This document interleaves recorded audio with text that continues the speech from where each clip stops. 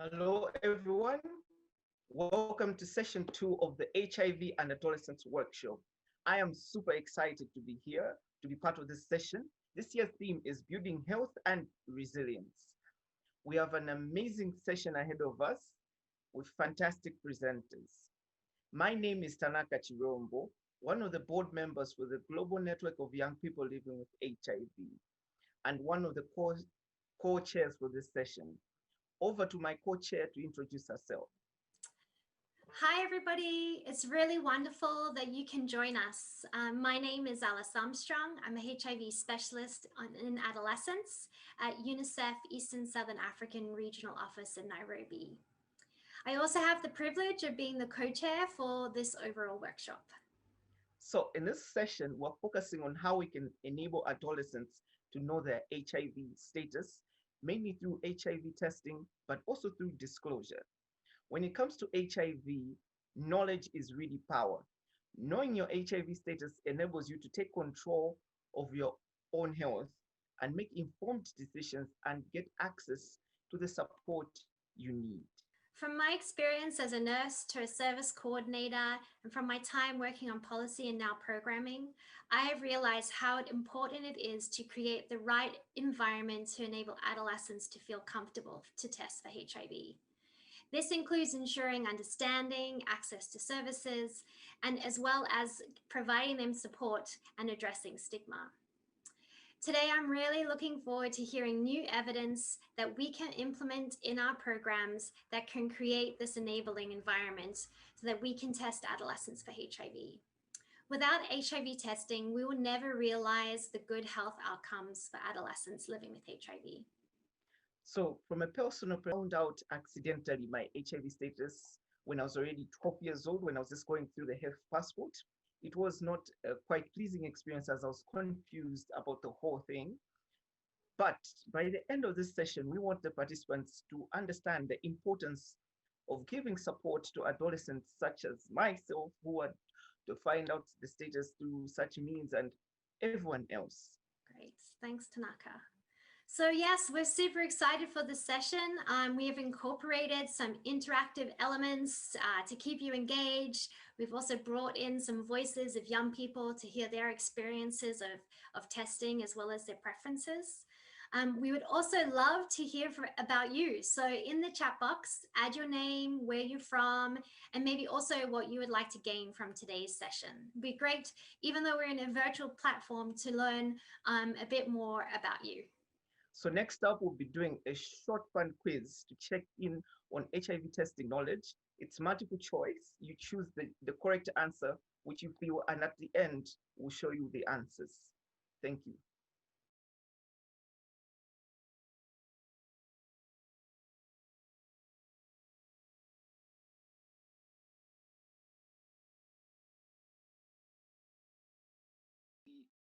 What percentage of adolescents, boys 15 to 19 years in sub-Saharan Africa, have been tested for HIV and have received their results?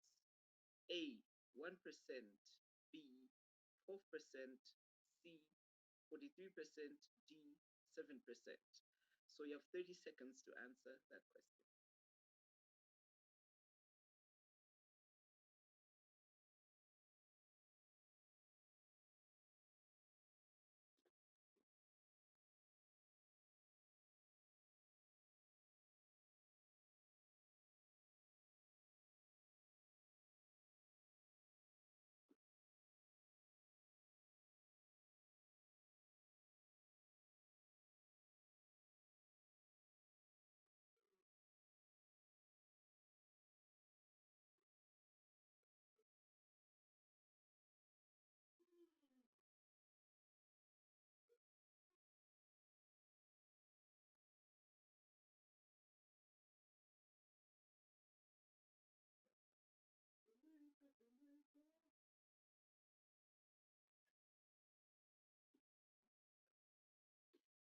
Great.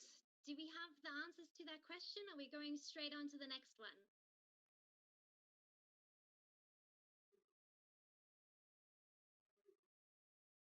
All right, I think it's straight on to the next question.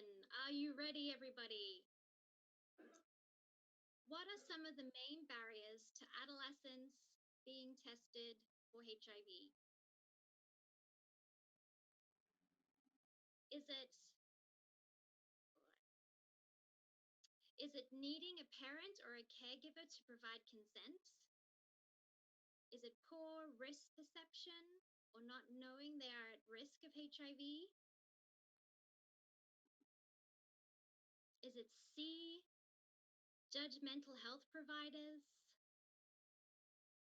Is it D, HIV testing is only available at facilities that are far away and operate at inconvenient times?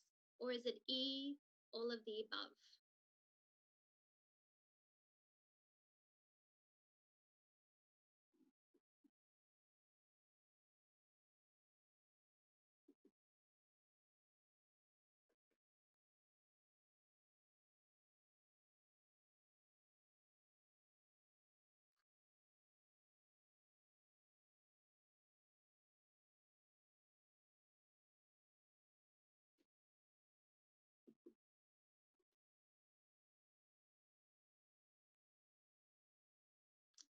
So it seems that the answers for question 1 are actually in, so we might go back to those if we can. Tanaka? So for question 1, the correct answer was 12%, which 62% got it right. So 12% is the percentage of adolescent boys 15 to 19 years in sub-Saharan Africa that have been tested and have received their results. So going on to, do we have the results for question number 2? Alice, would you please take that one up?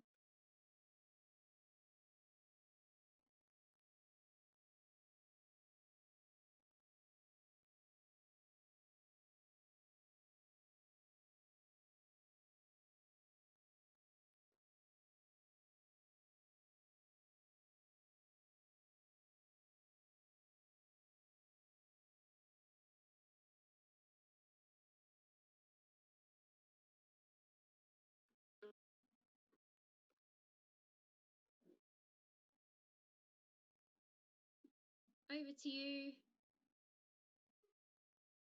So for question... You go. So for question number 3, what are some of the benefits of disclosure? A, feeling more in control of their health. B, involvement in medical care decisions. C, allows for access to health education and support services. D, improve psychosocial well-being and mental health. E, better focus on school and performance. F, all of the above. 30 seconds for that question.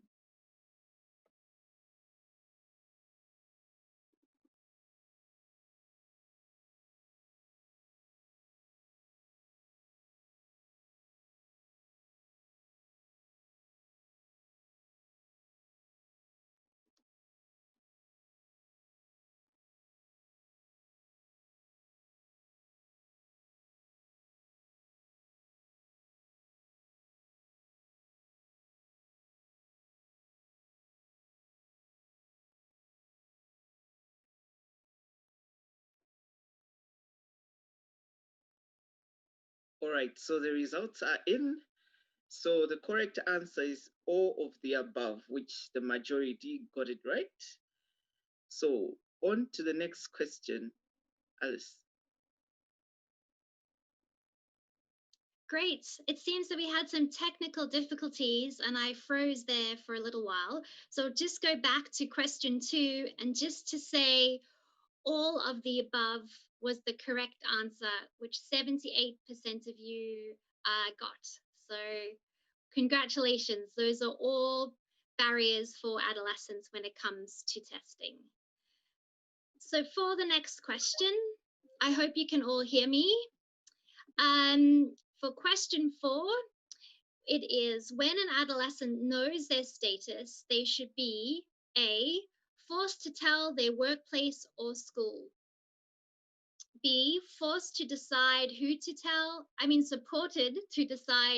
to tell when to tell, and how to tell. C, lectured on their responsibilities and not encouraged to know their rights. D, reported to the authorities if they do not tell someone straight away. So you've got 30 seconds to answer those.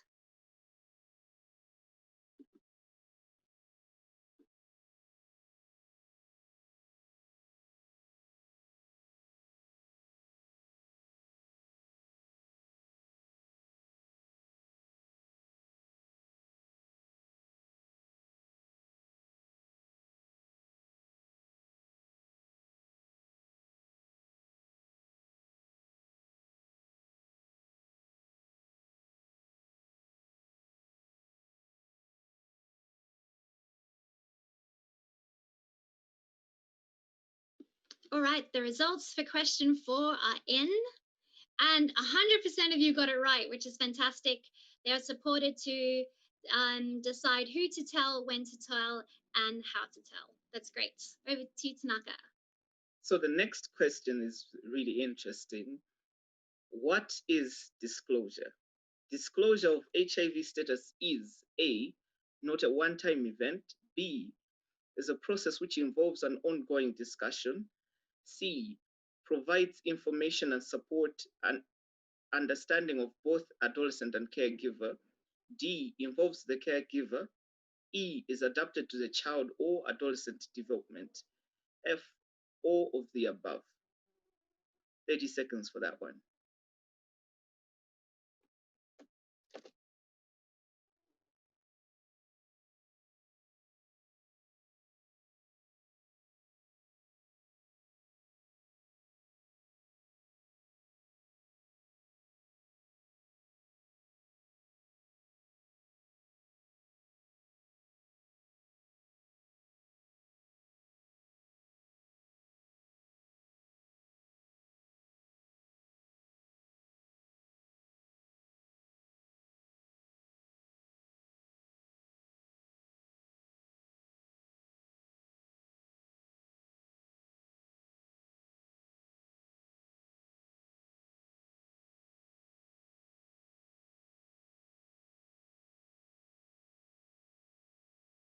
Great. So the results are in. 72% of you got it right that disclosure involves all of the above. So on to the next question.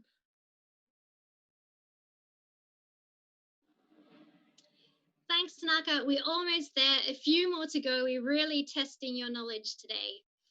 So, which of these is a reliable way of knowing if you have HIV? A, taking a HIV test, waiting to see if you get sick. C, dancing on the veranda. 3, going to cry at the market. Which of these is a reliable way to know that you have HIV?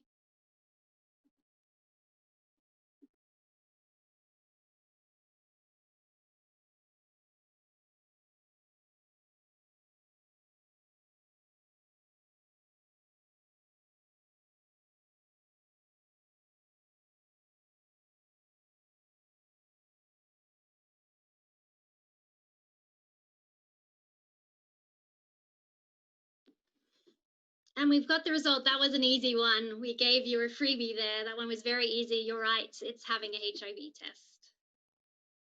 All right, so for question the second to the last one, how long should you wait before going for an HIV test? A, if you think you have put yourself at risk, it is good to get tested right away. B, you should let some time pass the incubation period and see if you feel ill or not. C, when your partner starts to get sick frequently, then you should go. 3 options, 30 seconds.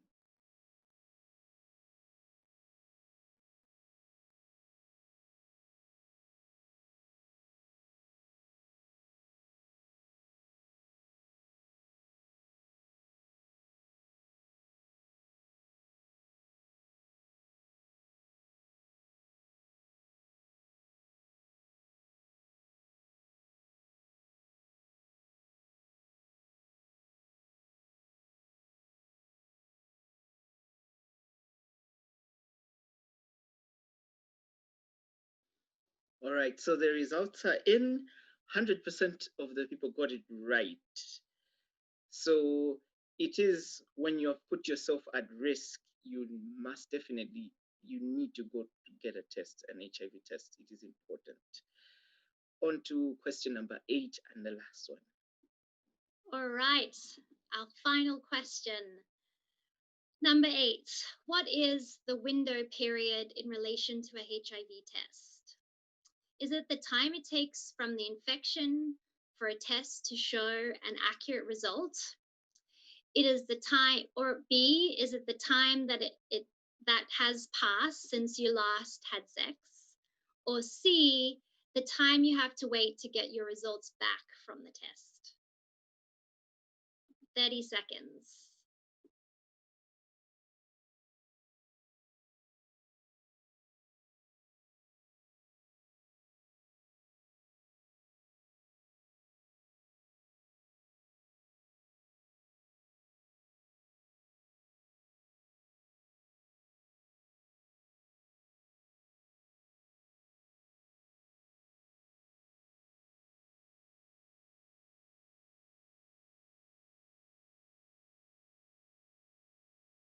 Okay, the results are in. You were all correct. It's A. Give yourselves a round of applause. That was fantastic. It's just something to get us all engaged and ready for our session, and also to test your knowledge and to make sure that we are on track. You all seem pretty knowledgeable though, but I'm sure you're going to learn more today.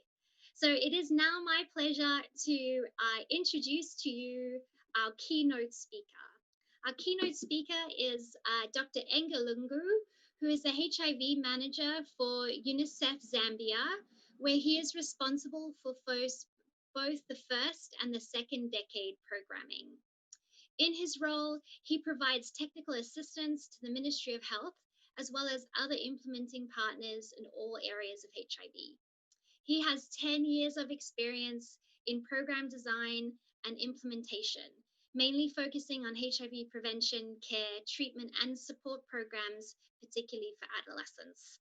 So let's welcome Dr. Edgar Lungu as he presents today on adolescent HIV testing. Thank you. Good afternoon and welcome to this presentation focusing on HIV testing services for adolescents, what we know and what we could do to improve. I will highlight the HIV testing gaps, key drivers of HIV testing, some examples of HIV testing approaches targeting adolescents and young people, issues of serostatus disclosure, and we'll wrap up with some of the key messages.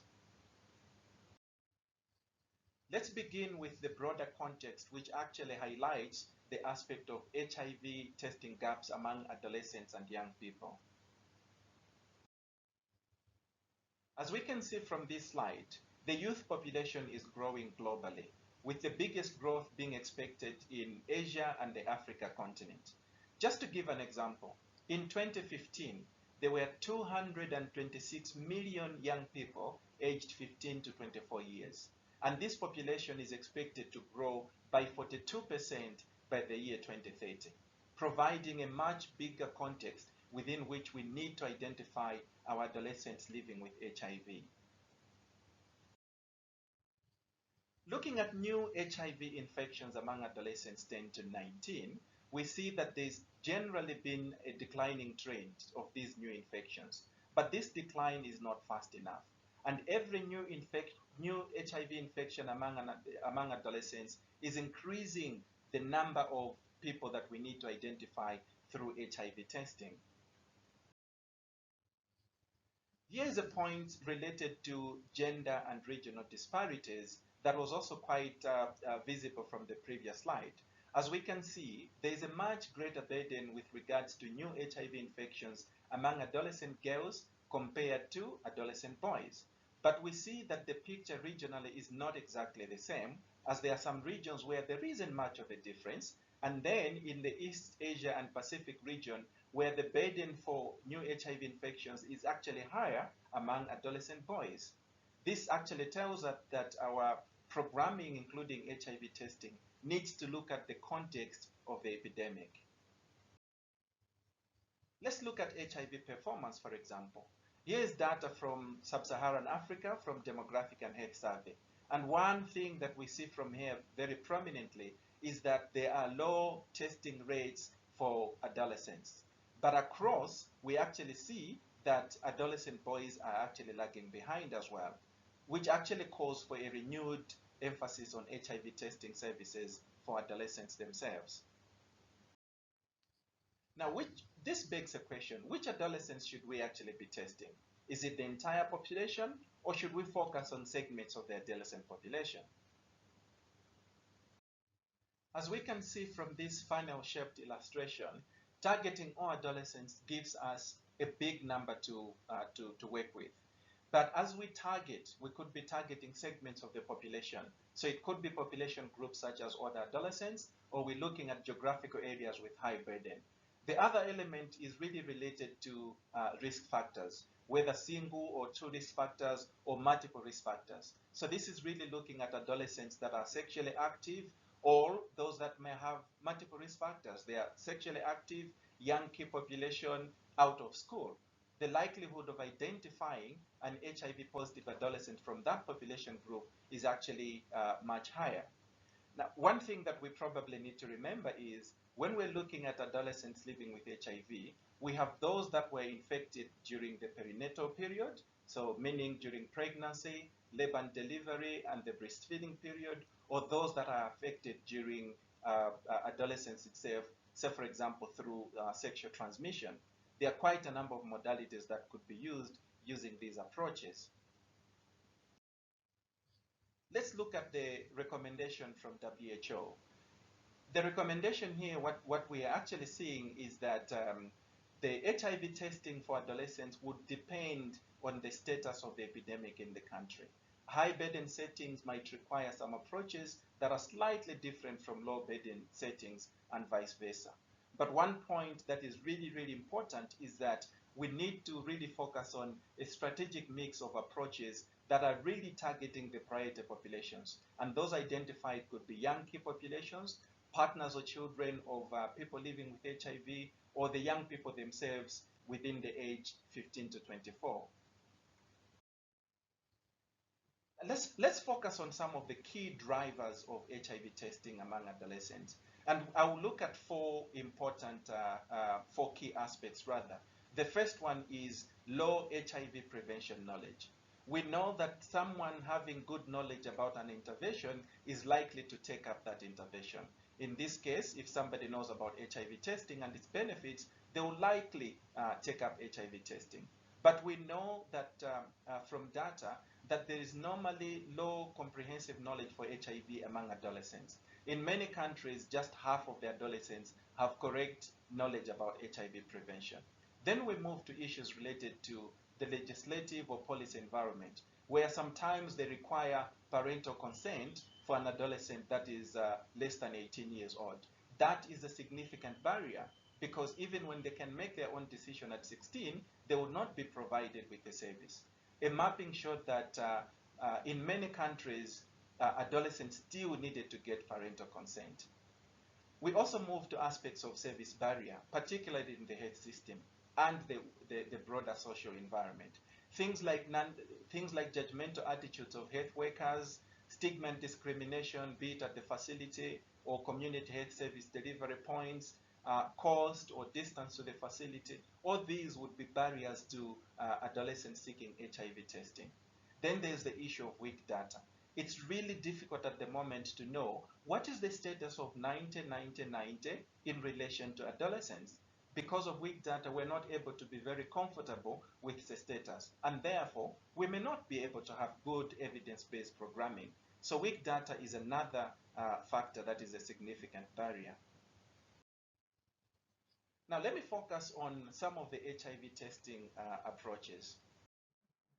There are many entry points within the health system where HIV testing services are provided for adolescents. In many cases, HIV testing is integrated in other service delivery points, such as antenatal care, sexually productive health services, as we can see on this slide.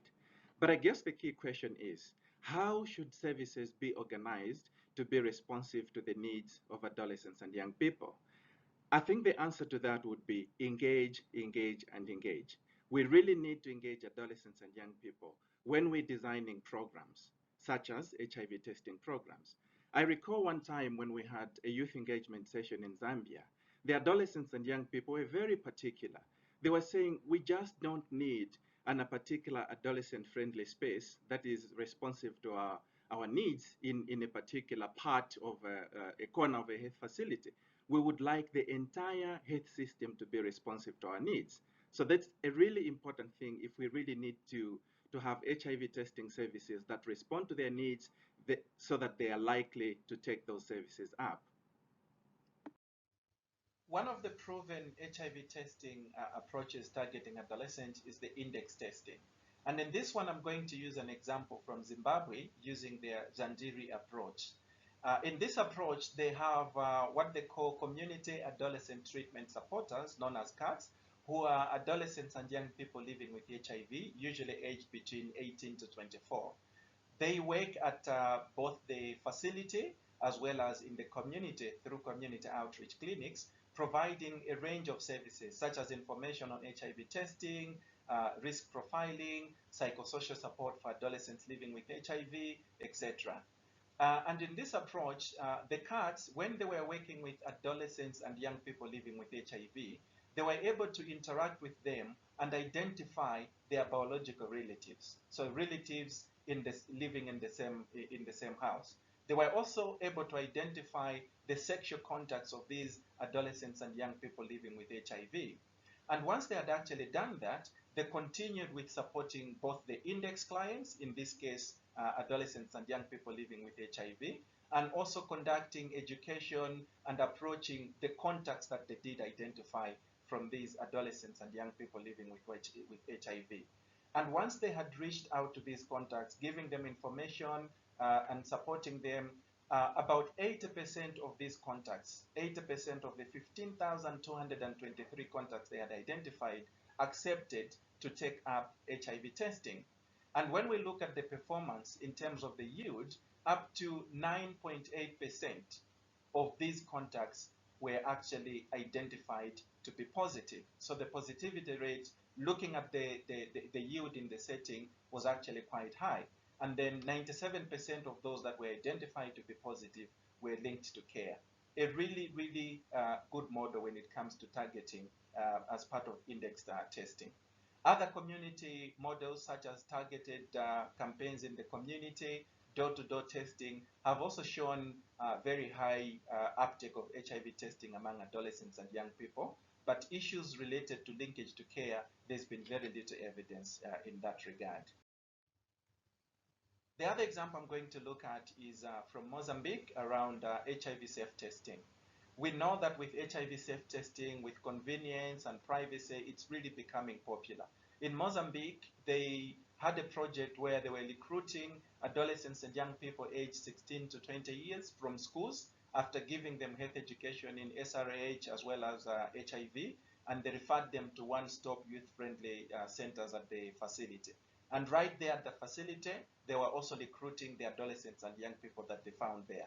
They gave them education and also taught them how to use HIV self-testing. These young people did HIV self-testing in the privacy of the rooms within the facility. A nurse was available to validate the results. And what they actually found was that adolescents used these tests very well. The results that they found were actually agreeing with the standard tests that they were conducting within the country. And the uptake was also high. All the adolescents and young people recruited at the facility took up the test. Even though only half of those recruited from school were able to go to a facility and seek services, all of them that reported to facility also accepted that. There was no information related to linkage to care, but the yield was 1.7%. Now, this actually shows us that in terms of recruitment and modalities for HIV testing, there could be different ones that they could be used, school, community, or otherwise. But it shows that adolescents can use self-testing, and studies have actually shown that there is preference if there is a community health worker or a health worker present present who can support them, answer their questions, and that can probably improve issues of linkage to care as well.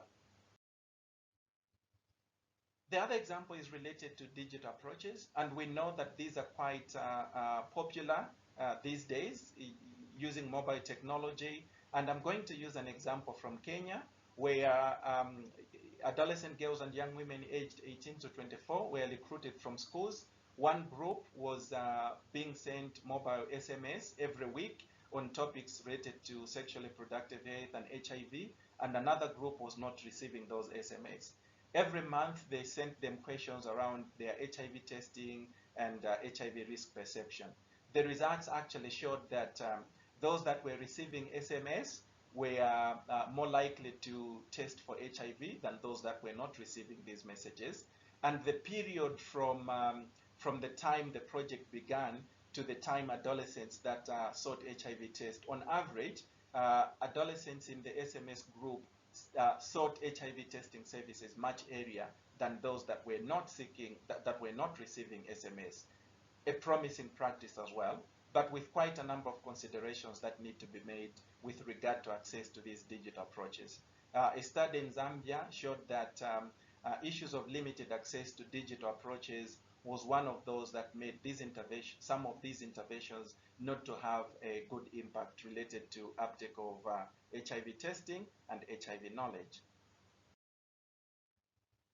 Now, reaching young key populations is another very important aspect in terms of epidemic control.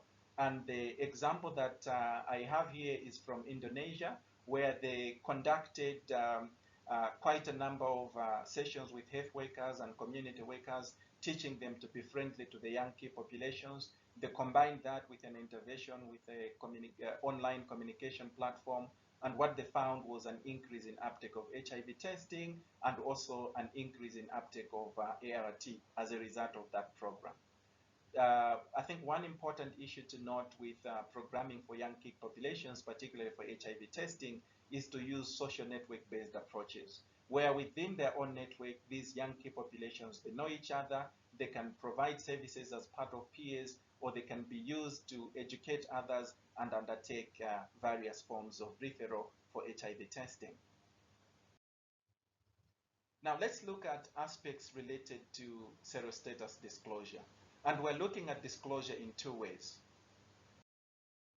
The first one focusing on being disclosed to as an adolescent. There are other adolescents that were infected during the perinatal period and may not even know their status. Others may be infected during adolescence, but the disclosure itself to them is also an important aspect. And one of the approaches that I thought we could look at is an example from Thailand, where they developed national guidance for serostatus disclosure to children and adolescents. And it had three main steps. The first one, focusing on readiness assessment of these adolescents as well as their caregivers. And then the second assessment, age-appropriate disclosure, that was done gradually, because a 14-year-old and a 10-year-old and a 16-year-old, the approach in terms of information and disclosure may have to be completely different. Then the third step, which involved continuous assessment and regular follow-up to see how they are coping with this disclosure and if they need any support to provide the kind of support system, which was really, really important in this aspect. The second component of disclosure is when adolescents themselves that are living with HIV decide to disclose their status to others. We know from evidence that there are benefits with that, such as an improved self-esteem, treatment adherence, higher likelihood to retain in care, and ultimately to achieve viral saturation. But we also know that there are negative outcomes that come to it, things like anxiety and depression, and the stigma and discrimination that can come with it. So adolescents might want to disclose their status, maybe because they want to join a teen club, or maybe because there's a treatment buddy support program within the facility. But one thing that is really important for this part of disclosure as well is adolescents need to be counseled about the potential benefits, the potential risk of disclosing their status to others. And if they choose to disclose, usually for reasons to emphasize on positive living and have treatment support, then they need to have a very good support system at all levels, from family as well as the health system. Now, having looked at all these aspects, what are the key take-home messages? We need renewed focus on HIV testing for adolescents, addressing the gaps that we know we've identified in our different epidemiological contexts for HIV. We also need to strengthen identification of those who need testing. So the kind of targeted testing, the adolescents at higher risk, that is really, really important. We also need to implement diverse approaches for HIV testing that are responsive to the needs of adolescents. Adolescents are not a homogeneous group, so we might need different approaches for different adolescents. There is need to optimize implementation through adolescent engagement. There's this aspect that's really, really common and very, very true. Nothing for us without us. It just underscores the importance of adolescent engagement at all levels. Strengthening evidence generation to inform testing approaches and other programming. We need data. Our data should not hold us back. We need to implement a strategic mix of approaches similar to this aspect that we talked about before, being responsive to adolescents, but also balancing the efficiency and the impact of different approaches. We also need to facilitate a support system for adolescents, especially those that choose to disclose. And finally, strengthening referral and linkages. The whole point of HIV testing services is to identify positives and link them to appropriate care, treatment, and support interventions, and that the negatives should remain negative. So we also need to provide that kind of referral and linkage to appropriate services. Thank you so very much for your attention. I look forward to discussion.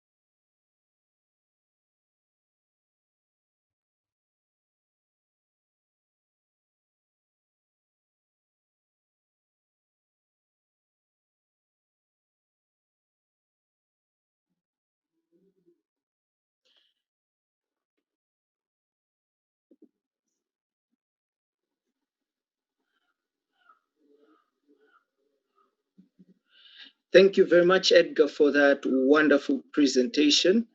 So next up, we're going to have a video where the young people are going to tell us their experience during an HIV test in their communities. Thank you very much.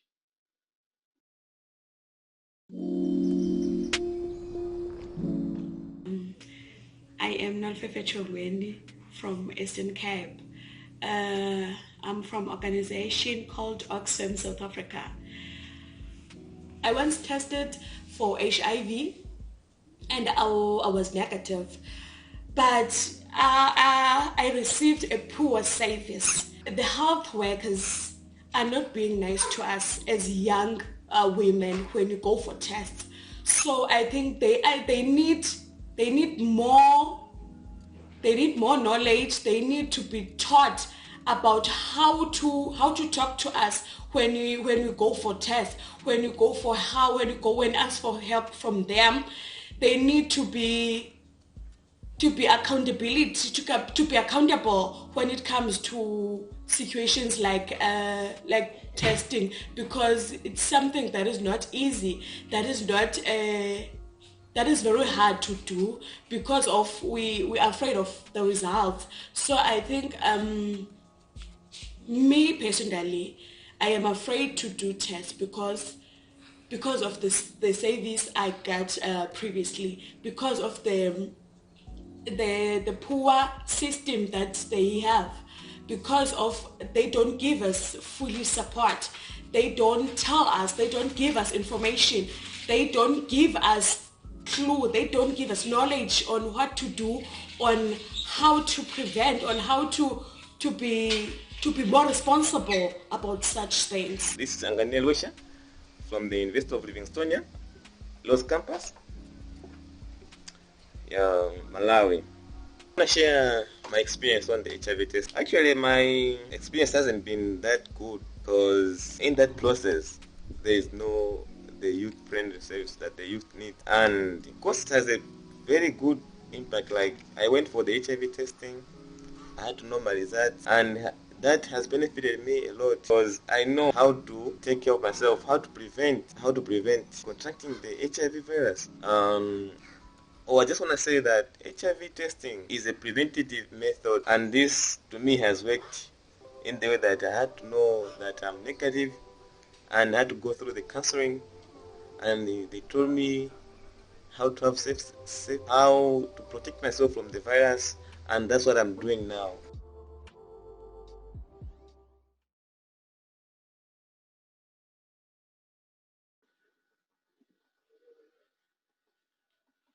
You go live now.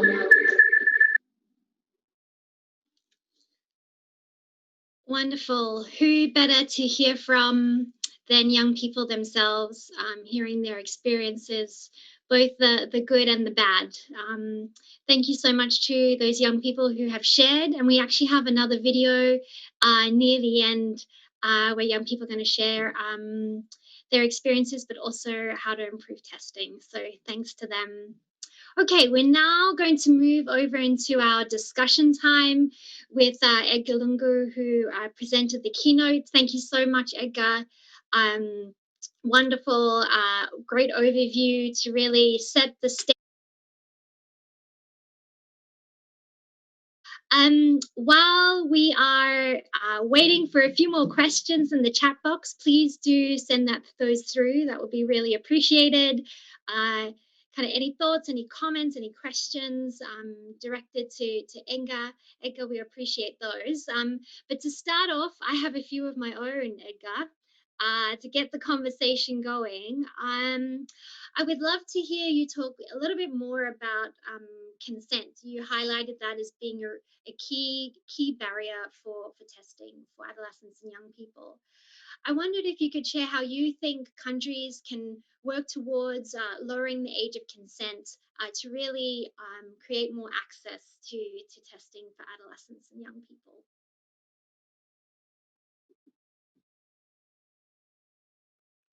Okay, thank you so much, Alice, and thanks everybody for being available.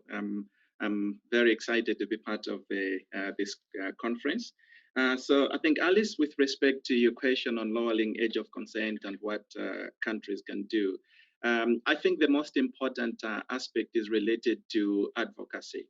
We know from this presentation that I just gave and from the evidence around that yes, if age of consent is very prohibitive, some adolescents will not be able to access that. So I think advocacy is really, really important. We know in some countries, for example, engaging key decision makers, such as parliamentarians who are involved in making the law, policymakers, and all the technical people in leadership positions, even at community level, the community leaders, engaging all those would really be important to get very good support to lower the age of consent. It's not a very easy thing. It's quite complicated. Many countries have tried to do that, and the results are probably different. But I think there are some countries such as South Africa and Uganda where their age of consent is actually as low as around 12. So there are quite a number of experiences that we can learn from that process.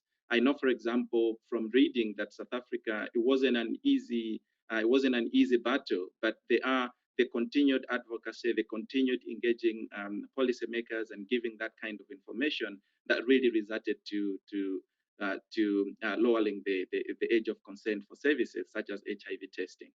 And I think the third point that I think is really important is having the youth voice, because sometimes it's very easy to have providers like myself and really advocating for that. But when parliamentarians, when key policy makers hear from the young people themselves, the young people's voice is very, very powerful. So they have to come up. Young people, we have to come out and really talk about these issues and advocate, so that it's not seen upon as the perspective of old health workers that are trying to negotiate for something, but it is really the young people's voice. Very, very important. That's what I would say, just as a highlight. Thank you. Thanks, Edgar. I think you're correct. The young people's voices are so important. And as we heard previously in the video, young people were talking a lot about healthcare workers and the responsibility that healthcare was to also healthcare workers have to have the right attitudes to create that access. And I know of other countries in the region where maybe some of those laws aren't in place, but there are some real good policy workarounds around best interests and mature minor, and those policy workarounds are very important for health providers to understand, but then also to action as well in their day-to-day practice. So I think supporting our health providers, I think, is key, both in terms of attitude and communication, but also to understand these different principles that are around. So we've got lots of questions flowing in. So it's fantastic. The next question I have, though, is really about how can we improve the identification of adolescents who really are at risk of HIV and need testing. We saw now that WHO is talking about different epidemic settings, and I just wondered if you could give us a bit of insight of how we can make things a bit more targeted for our adolescents that really need the tests. Okay, thanks again, Alice. I'm going to start with 3 points that I think would help in that regard. First of all, we need the data. We need the data to be disaggregated by age, as well as sex rather, and geographical areas. Because for us to know, for example, where the burden for HIV among adolescents is very high, it's only when we have disaggregated data within the geographical place. And for us to really know which kind of adolescents we're dealing with in terms of age, we need that kind of data now. We have some data, but normally there's weak data around the area of adolescents HIV. So it's really important that we have robust data, we have quality data that can inform our decision making in terms of who to target and where to target. The other part would be related to risk assessment tools. There is evidence that once you have a risk assessment tool, we can be able to identify which adolescents are at a higher risk of acquiring HIV and therefore to target them. In the presentation, I referred to groups like young key population as an example, all pregnant adolescents, for example. We really need to identify and have these tools that are structured, which our health workers can use by asking sometimes just very simple questions. It could be 5 questions that are really looking at risk, and we're able to know the risk profile of these adolescents and know which ones we can actually target. And that really leads to a much higher yield within our testing. So that will be the important part. The other one is, I gave an example of index testing. So we can use adolescents living with HIV, we can use people living with HIV, be it the parents, to identify who are the relatives, who are the sexual contacts. And we know that the likelihood is quite high, and we would be identifying adolescents that are living with HIV through those contacts. And I think I talked about the key population. This will be the last point. Sometimes it's really hard to get to young key population, but if we use their networks, we will know that we should be able to identify the high-risk adolescents and young people. Thank you. Fantastic, Edgar. Wonderful, really comprehensive answer. I see actually Natalie here from Eswatini. She's also highlighting a problem that maybe we sometimes have when we put these targeting tools in place, that adolescents, when they seek testing, they may not get it, and they're disqualified from getting testing. But we know the WHO guidelines is that all adolescents, if they want to be tested, they should be tested and offered to be. So it's that balance of efficiency and money and targeting, and making sure that we make sure that adolescents have access to services that they need and that they want. All right, so we have a question from Irene from Kenya, and she wants to know, what are your thoughts about integrating family planning services into HIV services, and what's the approach for this? Like maybe we could also flip that around for testing. How can we put HIV services into more integrated family planning, particularly for HIV testing? So that's one question there.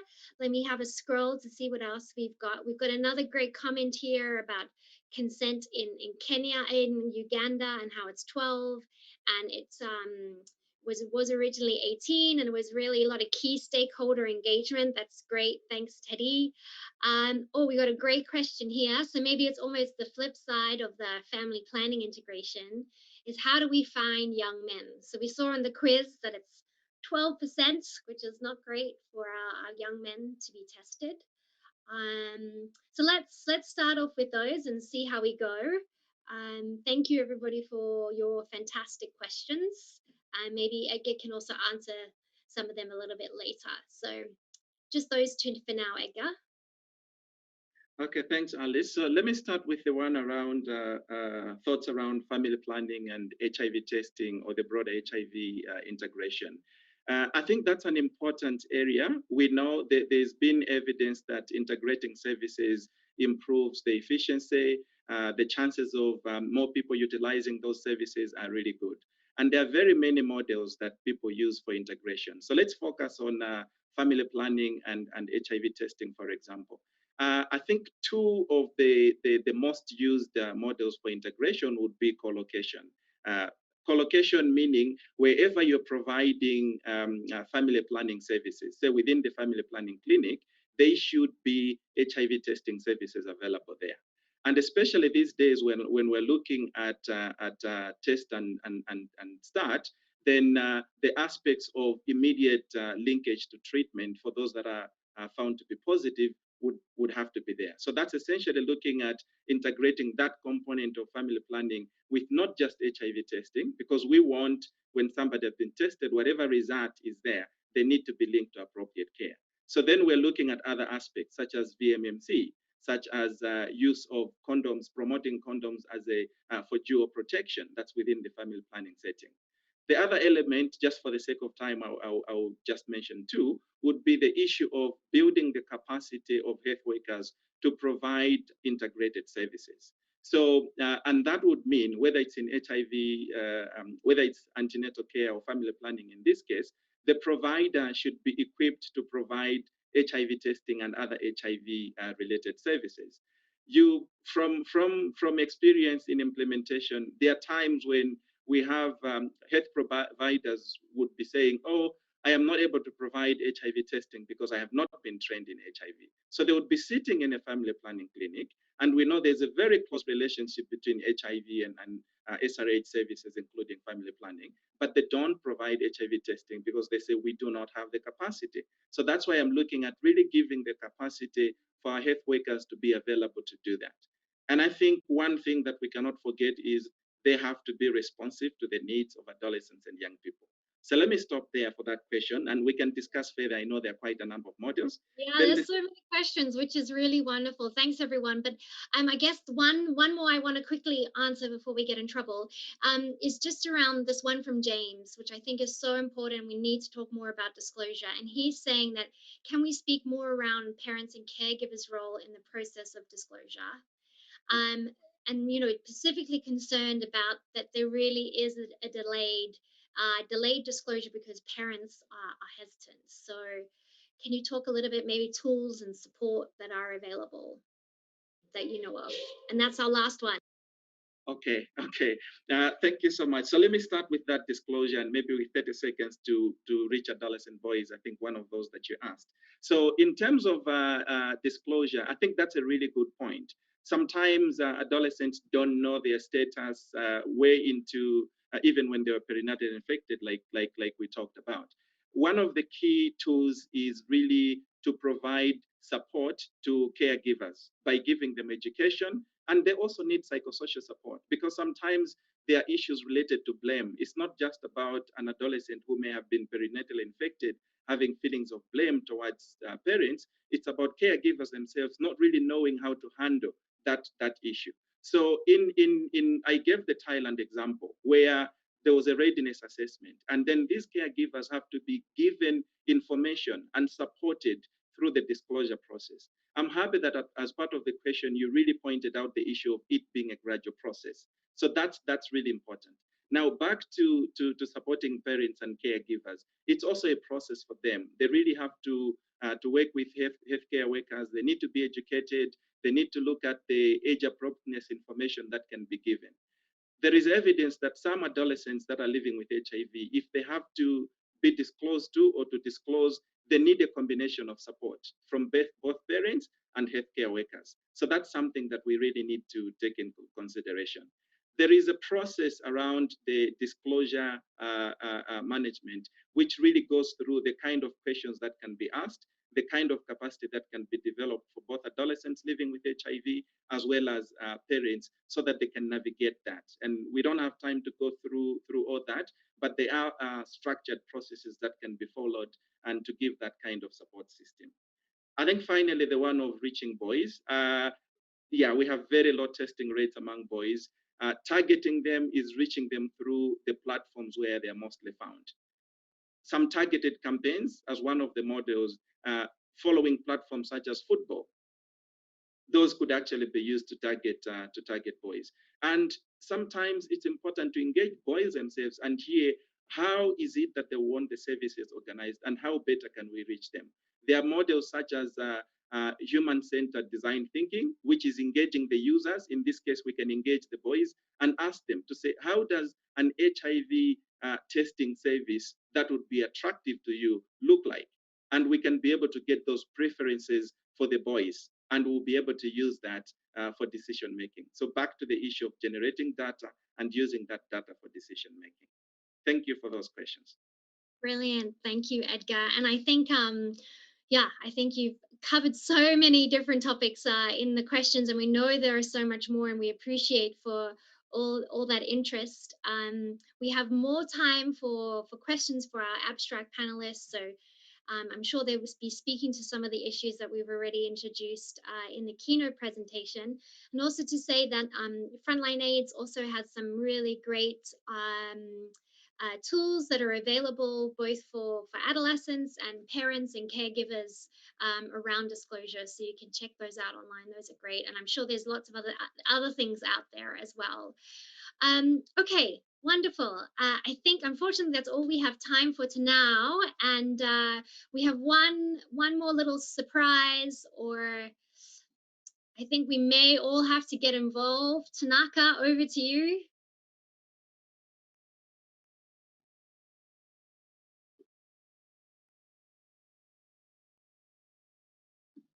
All right, so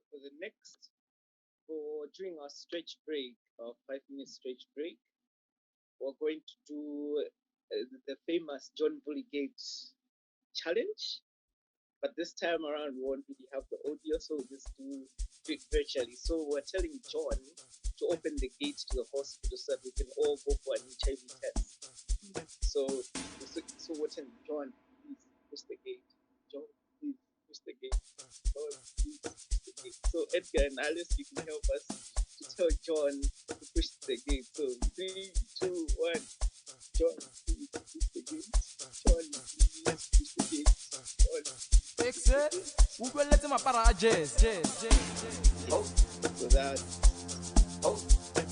So as participants, you can also record that, tell John to push the gate, and you can share it on your social media network, hashtag HIV Adolescence, and also tag yourselves as something you've learned today so far with your good help. Awesome. Thanks, Tanaka. We challenge our next session, colleagues. Session number 3, we challenge you to do a dance as well. I think we're going to have some music now. Some practice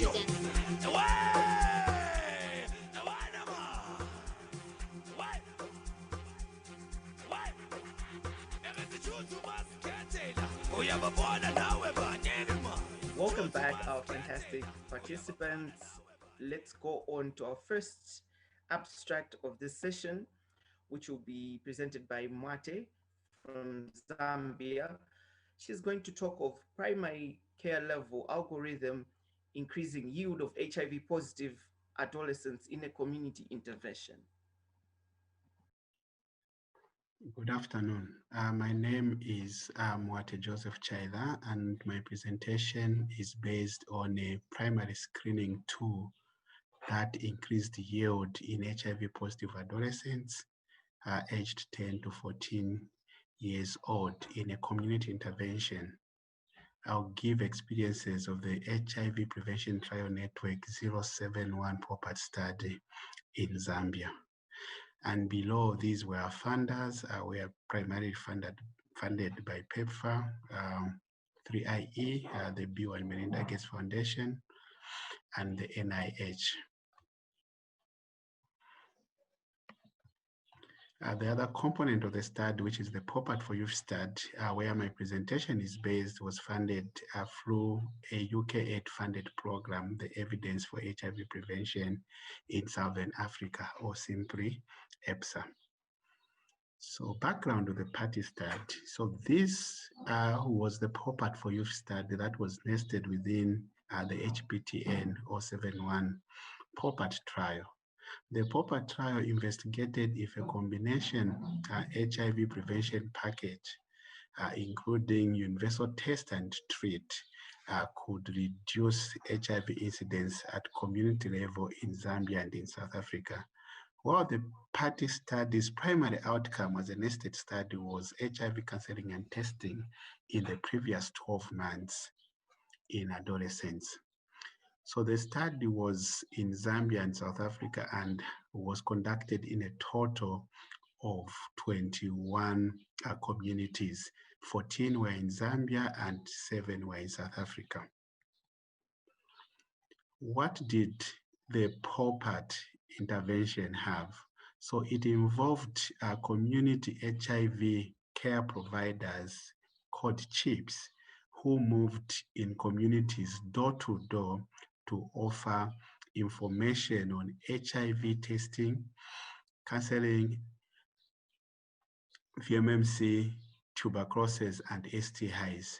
They offered HIV testing in the household people, and those that accepted were tested, and those that tested positive were linked to HIV treatment services regardless of their CD4 count.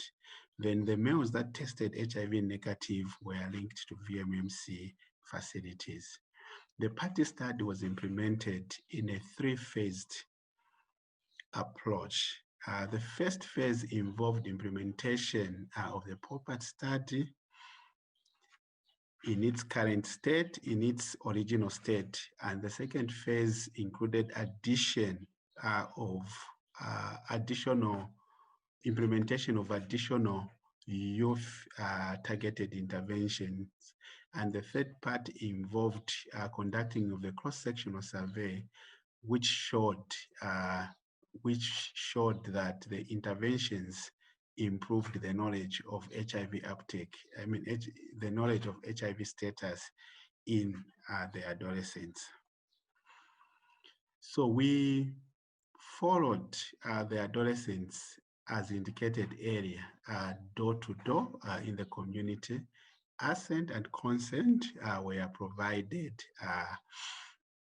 by the adolescents and their guardians for them to participate in the study. Then HIV education was offered as well as HIV testing.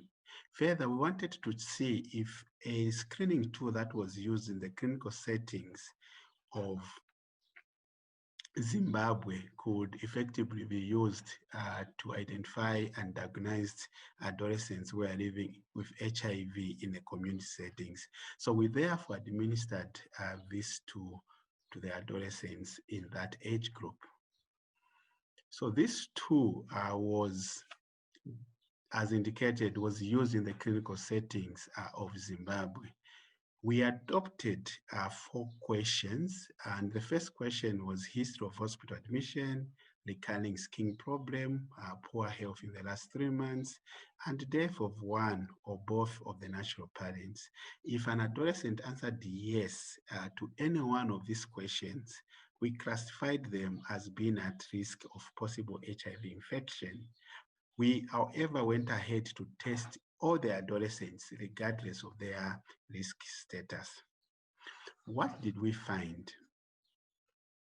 We found that of the nearly 34,000 adolescents that we approached, about 4,000 of them, indicating an 11.6%, were classified to be at risk, meaning that they answered yes to one of those 4 questions. And among them, 181 indicating a 4.6% self-reported to be HIV positive, compared to those that were reported to be not at risk, where only 0.8% of them self-reported to be HIV infected. When we offered HIV testing to those that were eligible for HIV testing, we saw an acceptance rate of about 81% from the at-risk group, and 45 tested HIV positive, and which was a positivity rate of 1.5%. This was compared to those that were not at risk, whose positivity rate was at 0.3%. So from this, we're able to see that the tool was able to identify about 5 times more positive adolescents compared to those that were not at risk. So in conclusion, as we saw, the majority of our adolescents were classified actually not to be at risk. And as indicated, they were 5 times more likely to test HIV positive in the at-risk group compared to the not at-risk group. So this tool was easily administered by the community-based providers, and indeed was acceptable by the community. Further, we do realize that this tool may be used in community settings for facilities that are not, or for countries that are not implementing universal test and treat for this age group. And we also realized after we did additional analysis that despite the higher yields by using the tool, we still missed out some adolescents, and therefore this tool should not be a replacement for universal test and treat. So this picture just shows the adolescent that we worked with that formed part of the board and the people that we worked with to conduct this study. Thank you. Thanks so much, Maite. Really interesting presentation. We so appreciate it. So we now move on to our next abstract presentation. We have Waylene Sal from the University of Cape Town, South Africa. Waylene's going to be presenting on the association between HIV status disclosure and stigma experiences amongst adolescents living with HIV in South Africa. Thank you so much, Waylene. Thank you for the opportunity to present some preliminary data on the association between HIV status disclosure and stigma experiences among adolescents living with HIV in South Africa. Now, we base our analysis on existing literature, and we know that disclosure experiences is associated with stigma, potentially in a bidirectional way. We also know that disclosure may be linked with mental health. For example, people who disclose their status may have less mental health issues. Stigma may also be linked with mental health. So this is where we started. Just to look at some of these concepts, disclosure refers to the sharing of one's HIV positive status to partners, parents, or caregivers, and friends. As researchers, we measure different types of stigma, for example, internalized stigma, perceived stigma, and enacted stigma. Internalized stigma occurs when an HIV positive person accepts negative attitudes related with HIV and takes them as relevant to themselves. For example, feels ashamed of their HIV status. Perceived stigma refers to the extent to which HIV positive people perceive or anticipate discrimination or prejudice against themselves. For example, people in my community think that HIV is a punishment from God or from ancestors. An enacted stigma, on the other hand, is a negative public attitudes towards people living with HIV, such as I have lost friends by telling them I have HIV. So these are the questions we're trying to answer. How is sharing an HIV positive state with different people and knowing your partner's status linked to stigma? How is disclosure of HIV positive status and knowing your partner's status linked to mental health? And how is stigma linked to mental health? So we are looking at data from two studies. The first is a study about adolescents living with HIV. So here we are trying to understand how adolescents living with HIV are dealing with their health, going to school, and their treatment. These adolescents were followed up 3 times, and then the team realized that they are having children, which gave birth to the Hey Baby study, with over 1,000 adolescent mothers and their children, and over 300 of these mothers are living with HIV. So for our preliminary analysis, we only included antiretroviral therapy or initiated adolescents, girls and young women who were aware of the HIV status from the two studies. So why are we looking at those who are aware of the HIV status? So we can only talk about disclosure when adolescent girls and young women knows their own HIV status. So who are these adolescent girls and young women living with HIV in our sample? The majority of these young girls and young women were 18 years old. A quarter lived in rural areas and 90% lived in informal housing. 75% lives in homes where they lacked at least one basic necessity, such as having enough money for school uniforms, warm shoes, and warm clothes. A quarter of them did not have enough food at home in the past week for 3 meals a day. 19% of them were maternally and paternally orphaned. Now, looking at the link between disclosure and stigma, we found that the more you tell your friends about your HIV positive status, the more perceived stigma you experience. It can also go either way.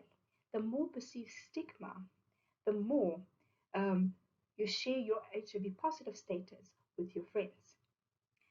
Knows partners' HIV status, whether positive or negative, more of this knowledge means more perceived stigma. It can also go both ways because maybe if you have perceived stigma, you are more likely to your partner's status. Over here, we're looking at disclosure and mental health. So the more you share your HIV positive status with your caregiver, you will experience less depression. Or if you can also have the other way around. So less depression, the more likely you are to tell your caregiver your HIV positive status.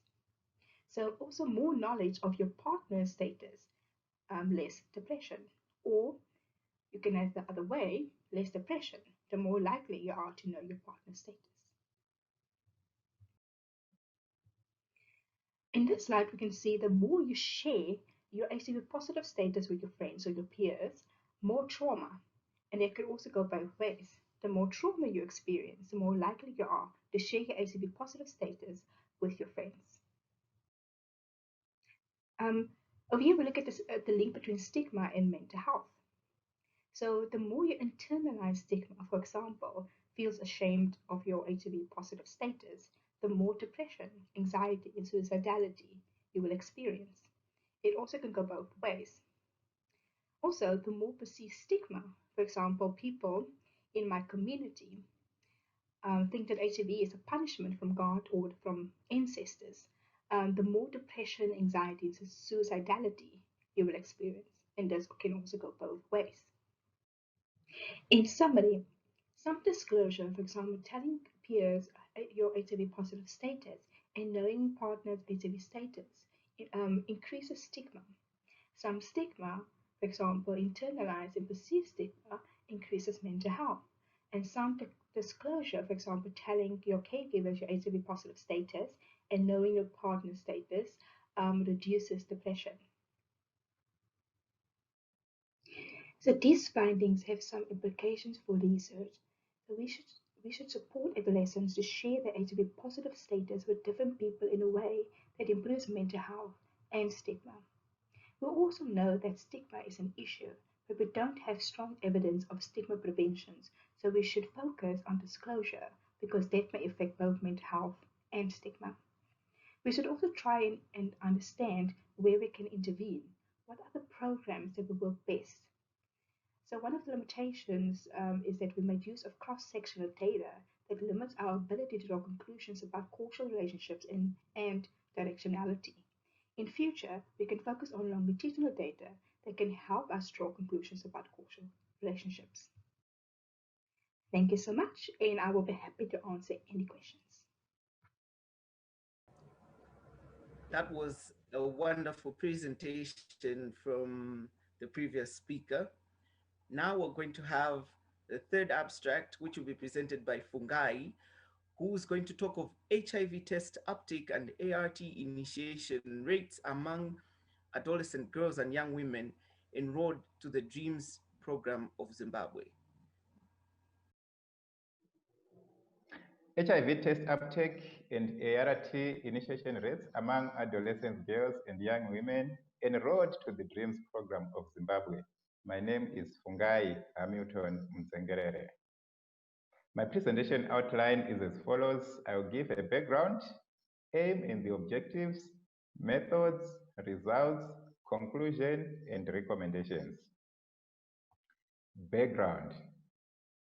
Adolescent girls and young women are disproportionately affected by HIV as compared to their male counterparts. And in sub-Saharan Africa, HIV accounts for 2/3 of new HIV infections among adolescent girls and young women. And what's worrying is the prevalence of teenage pregnancy, which is pegged at 19.3% in sub-Saharan Africa. Gender-based violence is also a major concern, with 1 in 3 women experiencing gender-based violence worldwide. And GBV has resulted in adolescent girls and young women contracting HIV as they fail to negotiate for safe sex. I am going to give the overview of the DREAMS program. Zimbabwe, among other countries, started implementing the DREAMS program in 2015. And the DREAMS program is aimed at reducing HIV through the referral system. Also among the package of the DREAMS program include the GBV response, educational assistance, economic strengthening, social asset building, and there is layering of services through different partners. And the partners actually refer adolescent girls and young women so that they access services, and there is a referral completion process which is actually tracked to make sure that the services are actually accessed by the adolescent girls and young women. Aims and objectives of the study. The aim is to assess HIV testing services uptake, positivity rate, and ART initiation rate among adolescent girls and young women referred from the community. And the objectives are as follows: to determine the proportion of adolescent girls and young women who accessed HIV testing services after referral, to assess adolescent girls and young women who tested positive for HIV among those who accessed HIV testing services, then to find out the percentage of adolescent girls and young women initiated on ART among those diagnosed HIV positive. Methods. We conducted a retrospective cohort study, and we used routinely collected program data for adolescent girls and young women who were referred for HIV testing services between January and December 2018. The study was conducted in DREAM-supported districts of Zimbabwe, which are Mazoe, Makoni, Mutare, Chipinge, Gweru, and Bulawayo. Data was extracted into Microsoft Excel and imported into Stata for analysis. Results. Of the 5,569 adolescent girls and young women who were referred, 82.8% underwent for HIV testing. And for those, 7.3% got tested HIV positive. And for those who tested HIV positive, 78.9% were initiated on ART.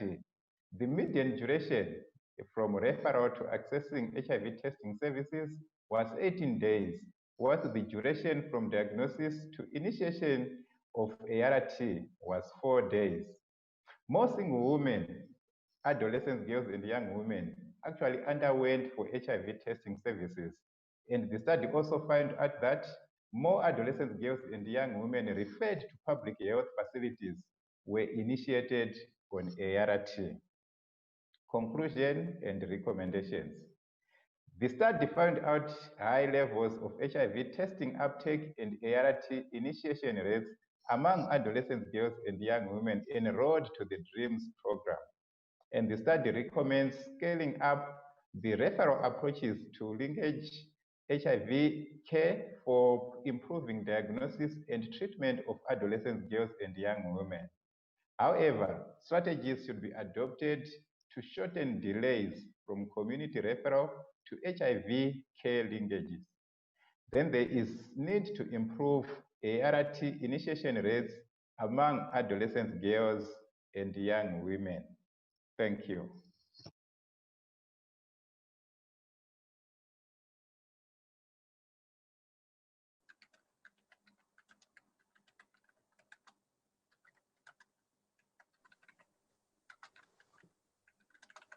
You can start. Very much for that wonderful presentation from our fantastic speakers.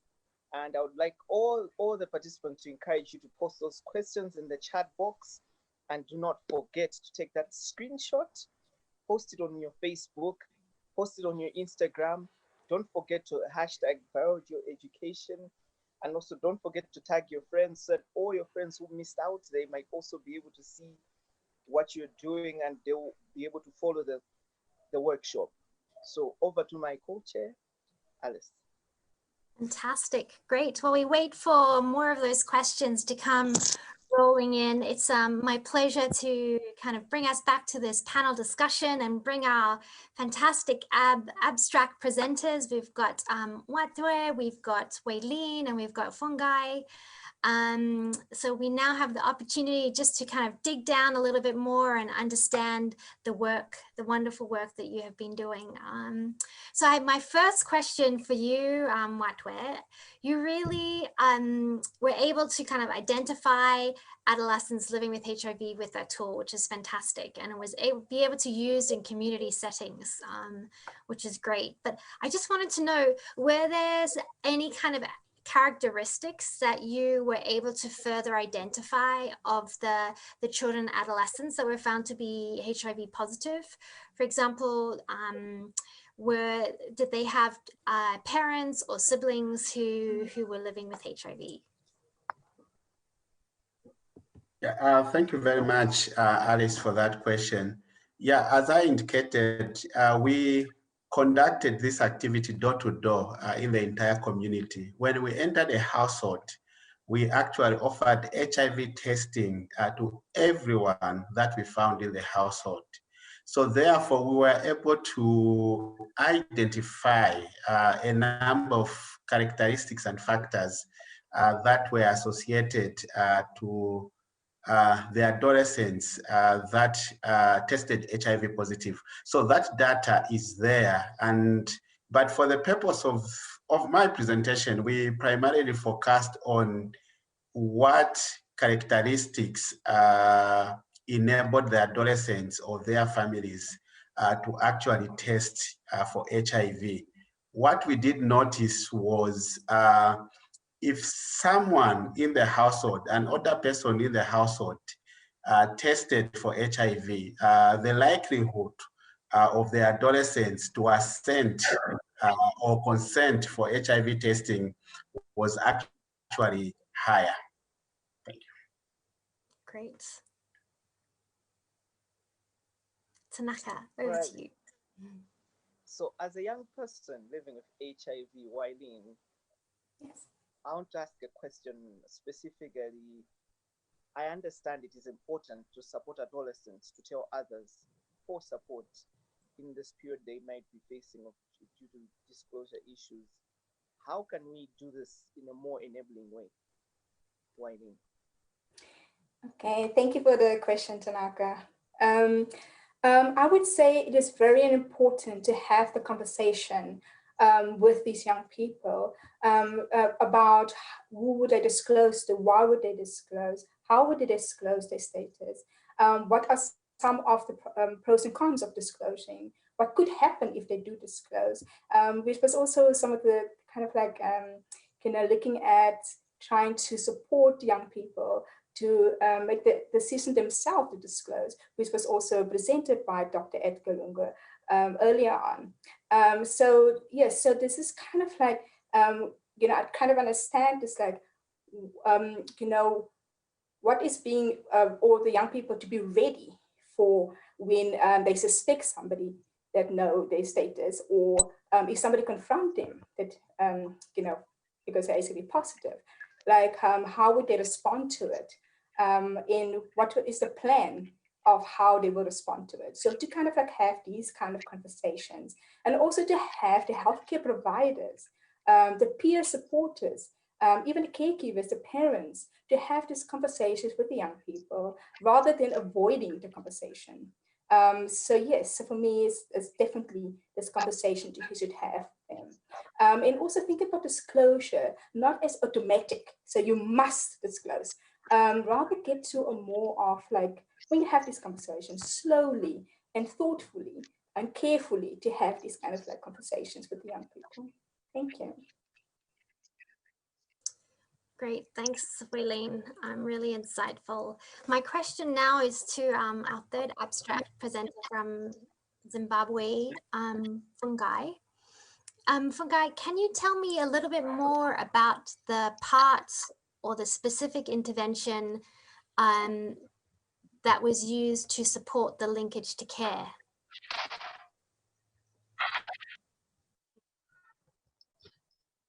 Thanks, Alice. So in terms of the interventions, which I also highlighted in my presentation, they include the referral system, whereby in the referral system, slips are generated, then they are given to the clients, and upon completion of the referral system, they are actually picked to make sure that the referral system is completed.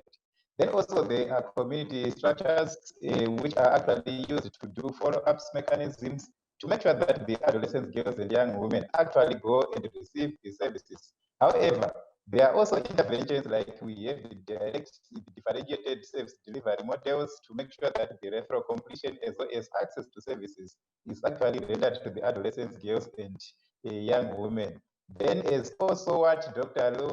Lungu had also indicated, there are also some support groups. For example, we have the CATS from the Randiri, which actually enforce and make sure that these adolescent girls and young women actually access the services. Then other interventions which are actually used include the test and treat approach, which makes sure that they actually access the services, and also the same day ART initiation.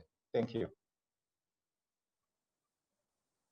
Great, thanks, Fungai. So we now have a number of abstracts, questions coming through for our abstract presenters. Wileen, I'm going to go straight back to you. At the beginning, you gave us some great definitions. I wonder if you could just quickly recap on maybe the difference between perceived stigma and externalized stigma. Thank you for that question. Yes, definitely. So if I look at perceived stigma, it is more the anticipated stigma. So the beliefs of others that you are taking on for yourselves. So like the example that I gave like people in the community that believe that as a punishment from God to be HIV positive. Or the ancestors that punish you. So it's the beliefs of other people that you take on for yourself. So that is what I can see from perceived stigma. Whereas internalized stigma, or enacted stigma as we call it, is more the negative public attitudes from other people. Like when I told my friends, they suddenly didn't want to be friends anymore. So I hope that is more clear, hopefully, the differences between perceived stigma and internalized stigma. Thank you for that question. Great. Thanks, Wileen. I'm going to go a little bit rogue here, and there's a question that I actually think maybe Tanaka, you can answer. Let's see how you go. Prosper would like to know what can be done for young people to share their status, particularly with the support group, and to make sure that those around them don't stigmatize them, and if there are any resources that you know of. Maybe you could speak to that first as a young person living with HIV, and then Waylene, if you know of other resources, you can go from there. So from a perspective of a young person living with HIV, the best resource would be to be able to fund these support groups so that these young people living with HIV would be able to meet. Because once they're able to meet together and they would interact, they would be more open to be able to tell their status. Once they're able to tell their status, the stress levels will go really low, so such that will contribute to them being more open with each other.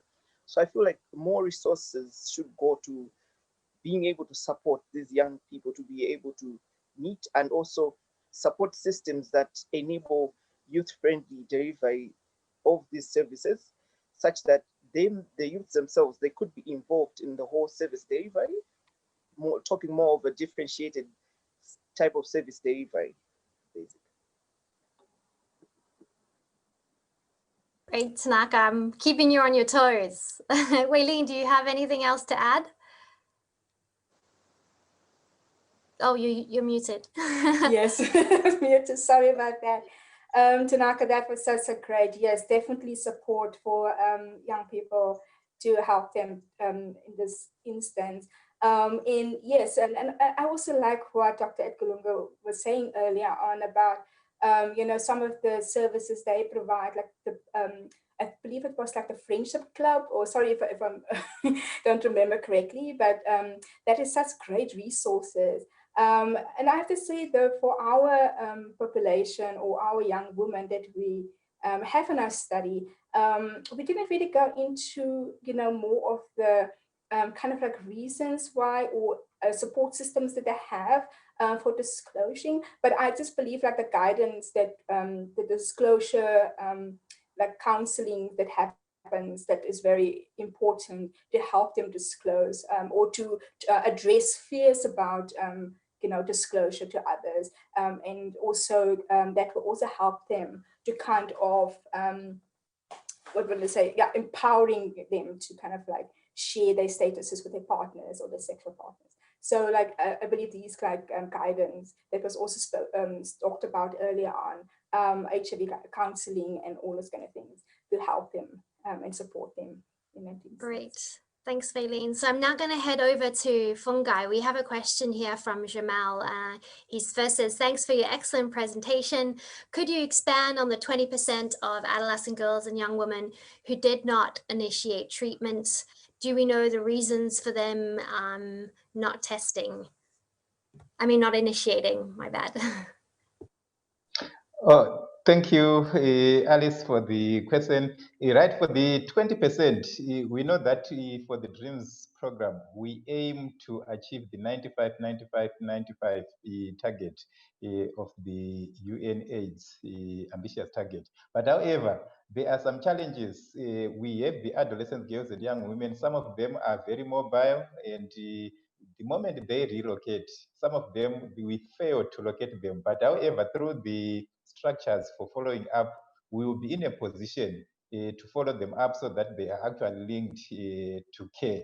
And also, on some of the cases, there is still denial because it's voluntary, it's a RT voluntary initiation. So some of the girls will not be in a position to initiate on art because they will be deciding. And also the issue of consent is also another issue which we picked. So those are some of the issues which account for the 20%. Thank you.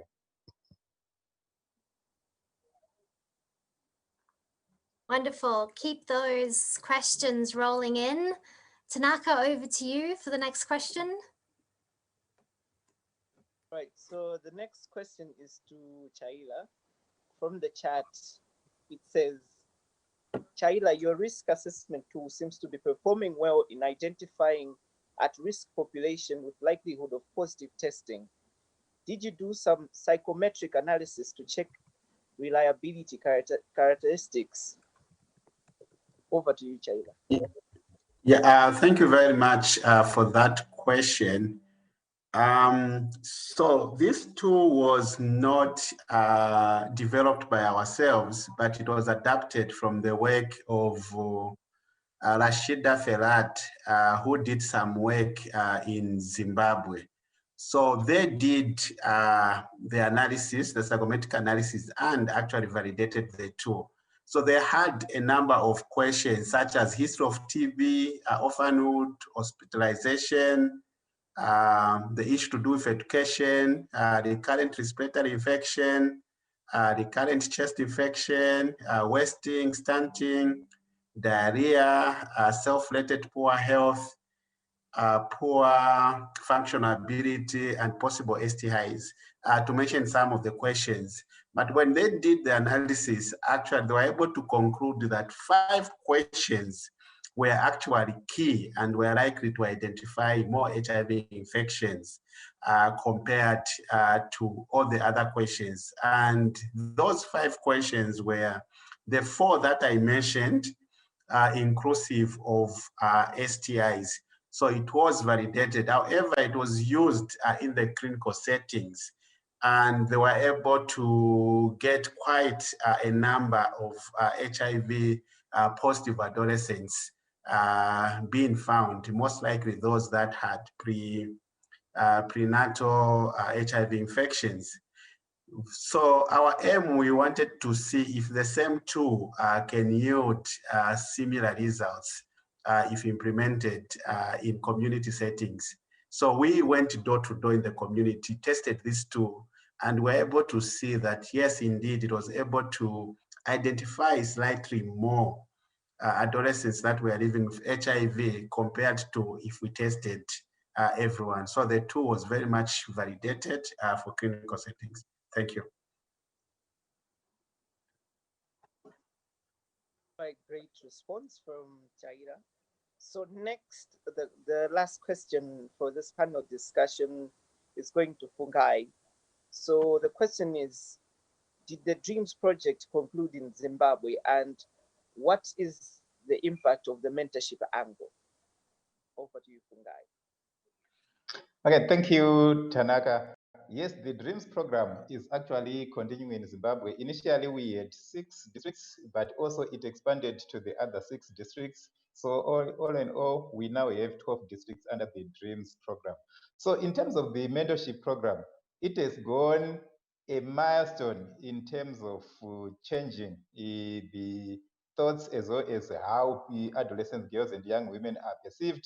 To start with, we also mentored the DREAMS ambassadors who actually went an extra mile in terms of influencing behavioral change among other adolescent girls and young women. And also, it actually impacted on the changes, the river flow program, whereby the community, harmful community norms were actually addressed through the mentorship program. Thank you. Fantastic. Unfortunately, I think our time is coming to an end. I see that there were a number other of questions and comments, but unfortunately, I'm not sure that we have time for all of those. I'm really sorry to hear that.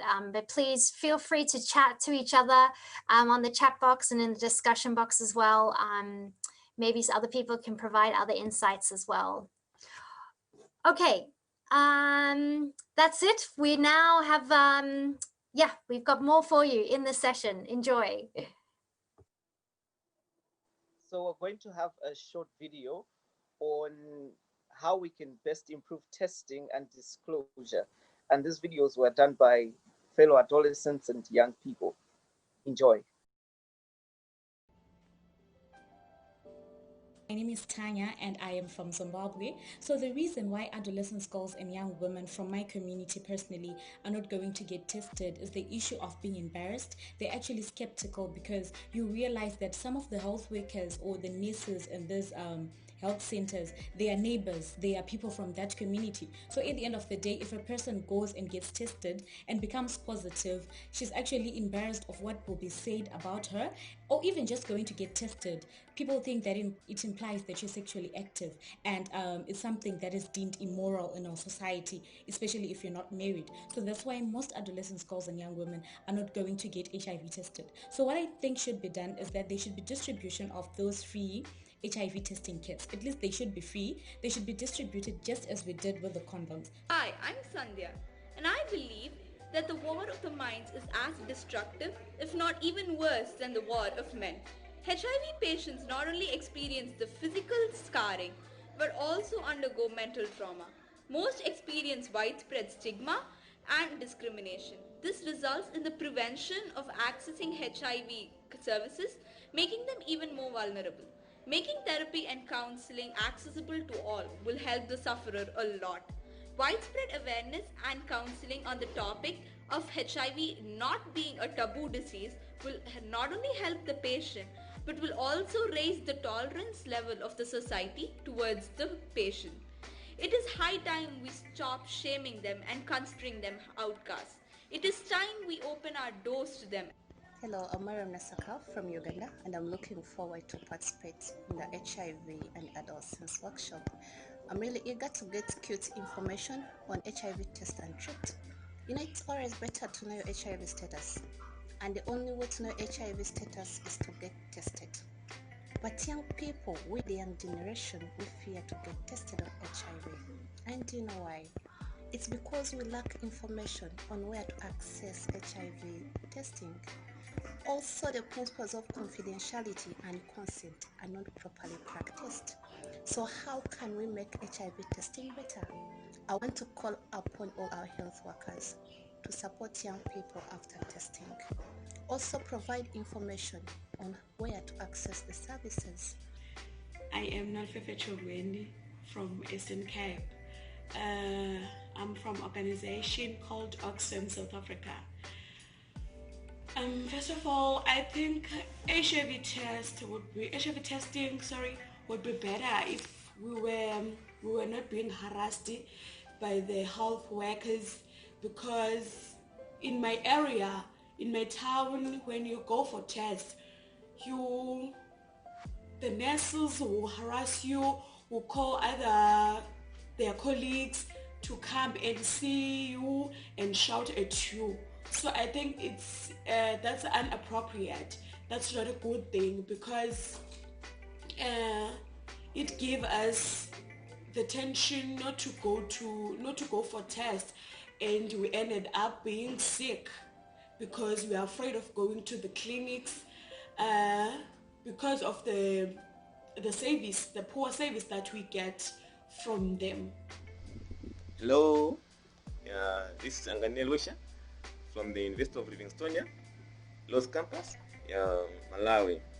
I want to take this opportunity to share on what has to be done to make HIV testing better. One of the things which has to be done to make HIV testing better is the proper training or appropriate training given to the healthcare workers. If the healthcare workers are well trained, they will have more skills, more hospitality skills. They will know the 5 C's in HIV testing, where we talk about the counseling, connection, we talk about consent, and they will know much stuff on how to handle people who wants to know their HIV status. And once people are once people are well handled, taken care of, their privacy being respected, more people will go for HIV testing. And once more people are going for HIV testing, there will be more people knowing their HIV status.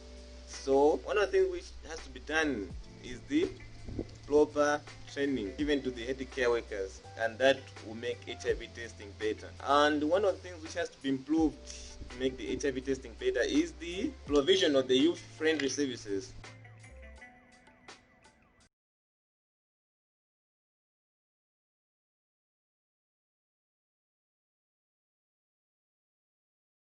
Fantastic. Again, hearing the wonderful voices of young people. It's a great way to finish our session today on testing adolescents living with HIV. I just want to say thank you so much to all of our speakers, to Edgar for his keynotes, to Fungai, to Weilin, to Mwatwe. We really, really appreciate all your hard work and preparation and sharing your knowledge and expertise with us. I want to say thank you to our sponsors who have made this workshop possible. To GKS, Viv, Gilead, Mylan, thank you very much. I want to thank you, the audience, for your great engagement. We made you work a little bit harder today. I hope you enjoyed it. And then finally, thanks to my co-chair, Tanaka. Trying to figure out which side he's on, this side. Thanks, Tanaka. So appreciate organizing this session with you. It's been great fun. I look forward to doing it again. All right, and I would also like to thank all the young people who took part in all those wonderful studies that we've learned a lot today. And also I'd like to also thank all the adolescents who sent the videos, as we've also learned some key things that we need to do as we go home. Great. So just to remember, next up we have the poster viewing. So you go out of the session and then below there's, you click on the poster viewing. Got really exciting posters there for you with more evidence, more program experiences of HIV testing and of disclosure. Also remember, make sure that you are signing up for the skills building sessions. You can do 2 skills building sessions throughout the workshop. You can do one this Friday and then another one in 2 Fridays time. There's 5 different workshops for you to skills building sessions for you to choose from. So make sure that you do that in preparation for tomorrow. And I think that might be all the housekeeping. So over to Tanaka to finish off the session for us. All right, thank you, Alice, for that opportunity.